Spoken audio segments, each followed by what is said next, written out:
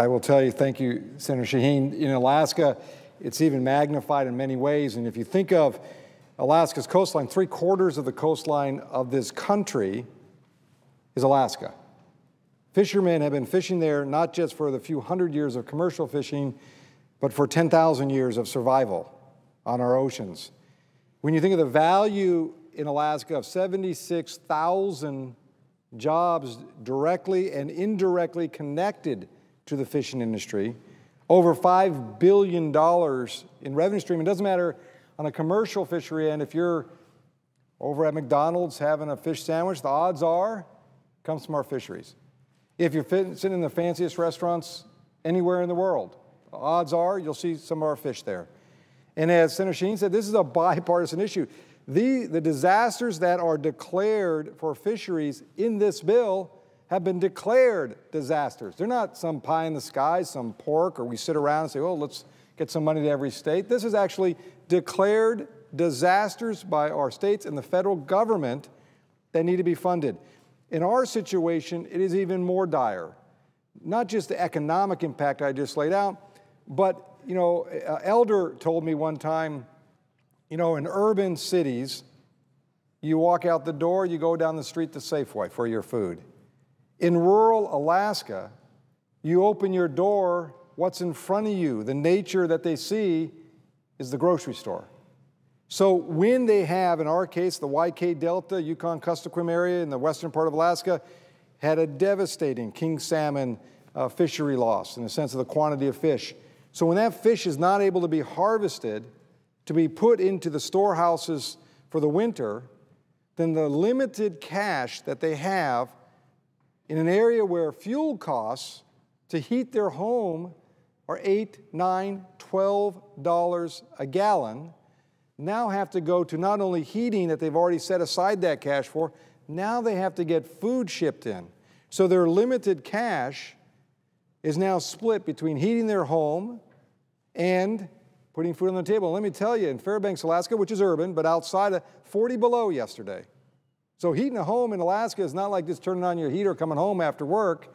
It's a whole different ballgame. But the most important thing is they live off the land. It is not some hobby they do on the weekend. It's not a sports event. It's where they harvest the food. I think the senator from Massachusetts said it best. We farm, we like to say we harvest the ocean. We're no different than any farmer in the Midwest or anywhere else. And so when the YK Delta loses its king salmon, the critical piece of the Alaska Native community and their stable for their food supply, it is real. It is not about, well, we'll go fishing next year. No, this is about, do we have enough food on the table to feed? So when I hear people on the other side and others who just say, well, this is a bunch of pork and this is a bunch of this and that, they need to come to Alaska, and I would enjoy them coming right now in the winter at 40 below and see what people have to do. So to me, this is such a small amount to make such an impact, not only to us, but to all the coastal states that are suffering in this situation with our fisheries industry.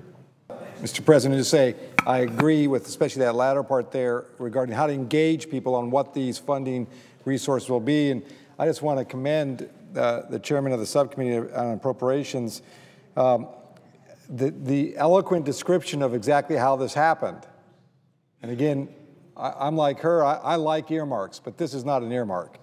This is a process that has gone through step after step to ensure everyone in my state, Republican governor, Republican delegation, Alaska Democratic delegation, all together has an important role here. And this takes nothing away from Superstorm Sandy. We recognize, all of us on this floor, how devastating that was.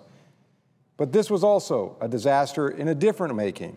And I've been, matter of fact, I was in Massachusetts at the request of Senator Kerry as the chair of the Subcommittee on Oceans and Fisheries and listened to the fishermen there and the many species that are devastated and the quotas now that you're facing.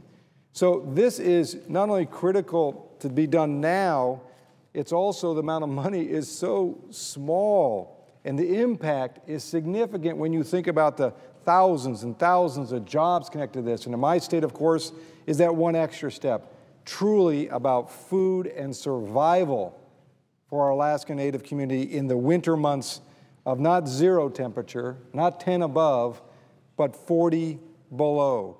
So I implore my colleagues on the other side to support this bipartisan effort and reject the amendment by Senator Coburn. And again, I just thank all my colleagues for coming down here. And this just shows one of the roles that we have as a legislative body. When disasters are declared, we unify together, no matter where we live, to figure out how to make sure the people of this country are taken care of. So I yield the floor to my friend from Rhode Island.